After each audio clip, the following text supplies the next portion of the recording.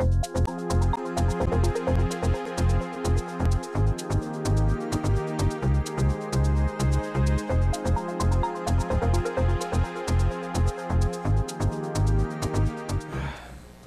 and welcome to Talk Bowling episode number 2. I'm John Congdon. I'm Tony Rucco. And I'm Brian Hallstrom.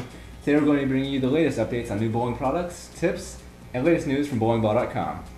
John, you want to get us started on what we're going to be talking about today? Yeah, we're going to go over your feedback from last week. Got a ton of feedback, loved every bit of it. Especially special thanks to Brandon Flade for being the first one to ask us a question. Yeah. He asked me how to polish a bowling ball. Okay. Last week we talked about the ball spinner. No. Talked about Avalon. you having to polish your virtual gravity. Right. Right. It was. So he asked me how to polish a bowling ball. So we're going to cover how to polish by hand and how to polish with a ball spinner. And added some new features to the website and to talkbowling.com. So we'll get into a little bit of that. All right, sounds good. Didn't know we have a new guest joining us today. This is Tony Rucco. Hello.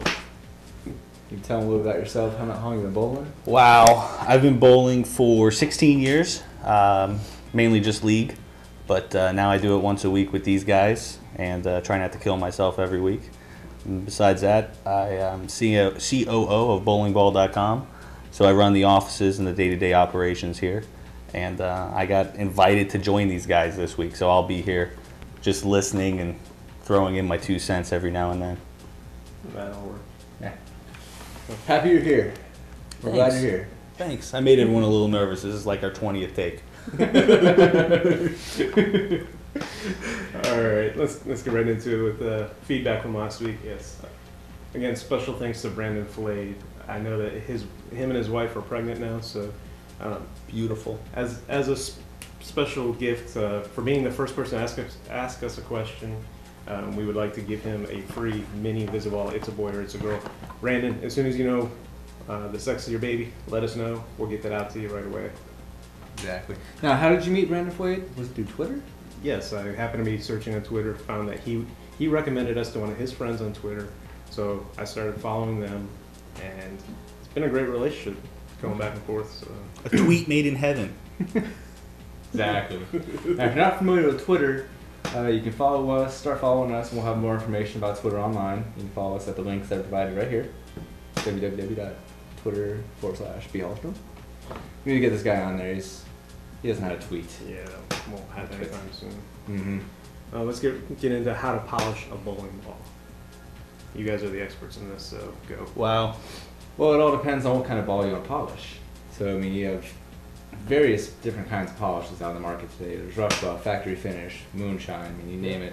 So how do I choose which one I'm going to use? That's a very good question. Tony? Well, you're going to want to think about how long you want the ball to go. As you polish the ball higher or put more polish on it, it's going to skid down the lane further. Something people may or may not know is sometimes when you polish a ball, you actually will increase ball reaction on the back end. You'll store up more energy, the ball will hook more on the back. So it's not always going to make the ball just go straighter, so that's something you want to talk about too. Certain polishes like moonshine, that's one of the exceptions to the rule. That's going to pretty straighten out the ball. It's going to keep it from breaking too much. Factory finish, on the other hand, it's going to bring the ball to the type of surface that balls have that come polished from ebonite, like an NVS, that type of thing. Those are used factory finish. Then depending on the starting surface of your ball, you'll just adjust that and polish as needed from there. Interesting. So do you need to sand in between polishes, or can you just keep adding it? No, you'll add a base. You'll have your base coat. Most balls come 2,000 to 4,000 grit Avalon now, so you'll start with that, and of course the higher number you go there, the more skid you're going to get, and then you'll just put whatever polish you want on there. I know one misconception I think a lot of people make is that they can't polish like a dull ball, or if it's sanded a whole bunch, they don't want to polish it. Brunswick especially makes a polish just for this, right? Exactly. They make rough buff, which is a polish that incorporates some abrasives into it, so you can use it on those duller surfaces and put it on top of that. Okay. Now, what's the best way to apply? By hand, with a ball spinner? Well, most bowlers are going to have to do it, if they're doing it themselves, they're going to do it by hand. Not everyone has a ball spinner. We do sell ball spinners for personal use, and if you do that, it gives you a lot more options. You can play around with Avalon levels, you can play around with your polish levels.